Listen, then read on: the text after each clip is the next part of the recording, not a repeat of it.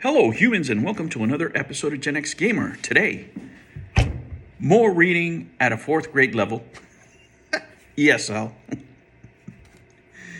Amico Intellivision has finally answered the Ars Technica article.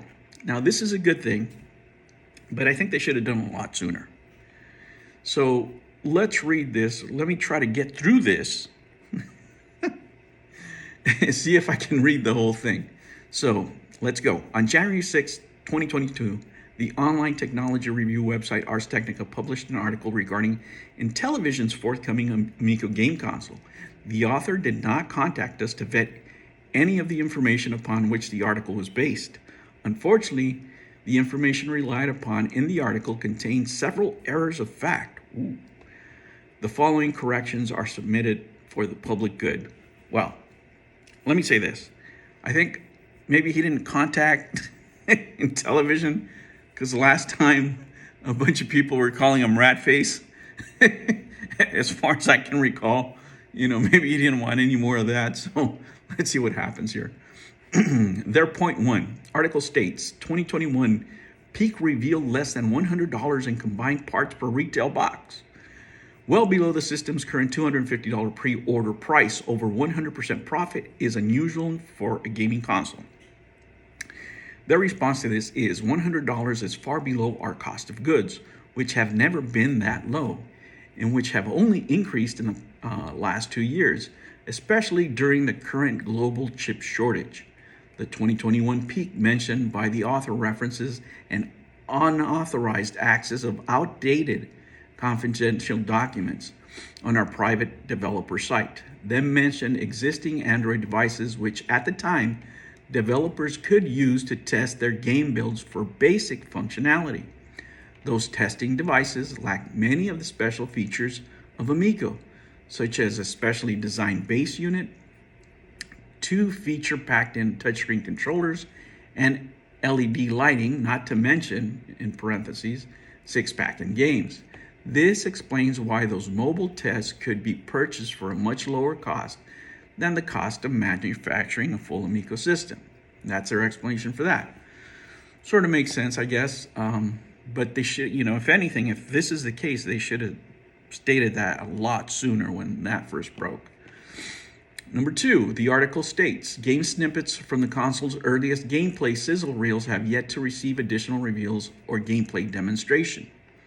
The reference sizzle reels links to our August 2019 Intellivision Amico Gamescom trailer, which showed short snippets of several games in development, including Moon Patrol, Nine Stalker, Missile Command, Sideswipers / Colossal Crash, and Tank Battle, Armor Battle, whatever it's going to be called, Astro Smash and Shark Shark, and Breakout. These games have received multiple edition reveals or demonstrations since 2019. Let me say I didn't hear Cloudy Mountain in there. I miss Cloudy Mountain. They can all be found in our Intellivision Amico YouTube channel, including deep dive videos in 2021 of Tanks Battle / Armor Battle / whatever the hell it's going to be called, Astro Smash, Shark Shark, and Missile Command. This article specifically mentions known indie developers like Choice Provisions and Other Ocean as lacking further reveals. The Choice Provisions is the author of Breakout, which further revealed and demonstrated in a YouTube video in 2020 and even more in another video in February 2021. Sort of remember that, yeah. Not impressed. I don't know why it's not vertical instead of sideways, but Other Oceans is the author of Night Stalker, which was further demonstrated in a YouTube video in 2020. I don't know about Night Stalker, I guess, but I'm waiting for Night Stalker. That's one of the games I want to play. Additionally, we released playable demo of Breakout on PC on October 10, 2020. I need to check that out. And a playable level 1 demo of Moon Patrol on our mobile Amico Club app in January. Let me make this observation. This is a great missed opportunity. They should be doing more of that, and let me tell you why. Especially if they're marketing early to retro gamers, because back in my day, kids, when I was growing up, you can go to like PC Club or something and get these sample discs. You would get like one level, and based on that, if you like the game, you could order it by mail, a lot of times. They should do that. They that way people and critics could play the games, and whether they like them or not or whatever, they could just say it right there. If there's lag or whatever, you're actually sampling the game yourself, so you don't have to rely on somebody else to do it. And on top of that, you could create a revenue stream. People would pay $5 for a sample level, I'm sure, especially Flying Tigers. Flying Tigers should be a physical game too, by the way. I really like that game. I know it's for the old man cringe community, but I like it, okay? Give me that. Number 3, the article states, the Amico's near final OS didn't appear until the very end of 2021. We first demonstrated, this is their answer, Amico OS in a YouTube video on August 5th, 2020, over a year and a half ago.